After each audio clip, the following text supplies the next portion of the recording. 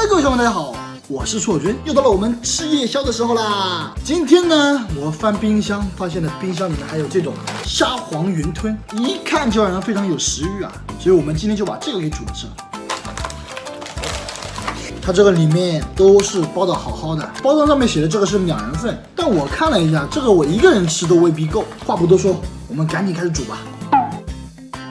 哇，非常的香啊！这个面皮都是金黄色的，然后我们再把调料包放进去。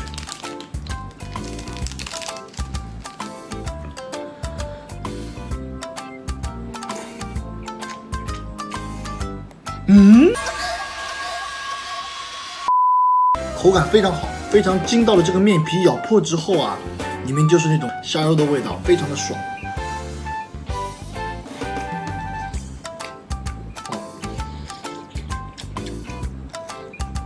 我在超市里面买了一包，是好像30几块钱，就这么一碗，感觉不便宜也不算贵吧。它这里面有2、3块这种虾仁，来给你吃，好不好吃？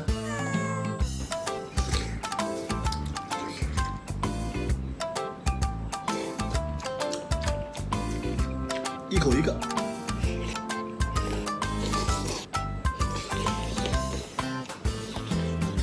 香啊！这个2个人的量，我1个人吃也还差不多啊。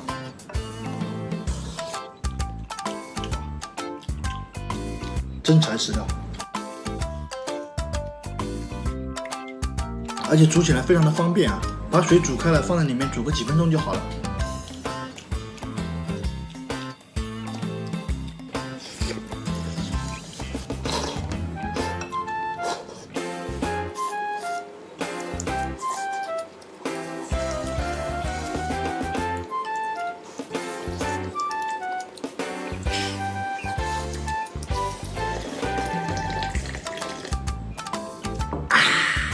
哎呀，这份夜宵吃下去，估计可以睡一个美美的觉啊！这个虾皇云吞不但胃口很好啊，它这个填肚子也是非常的给力啊！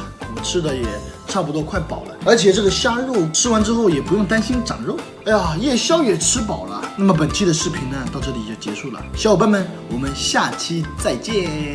谢谢大家观看我的视频，欢迎大家给我投币、收藏、写评论。大家也可以关注我这些平台，你们的支持就是我更新的动力。我们下期再见，拜拜。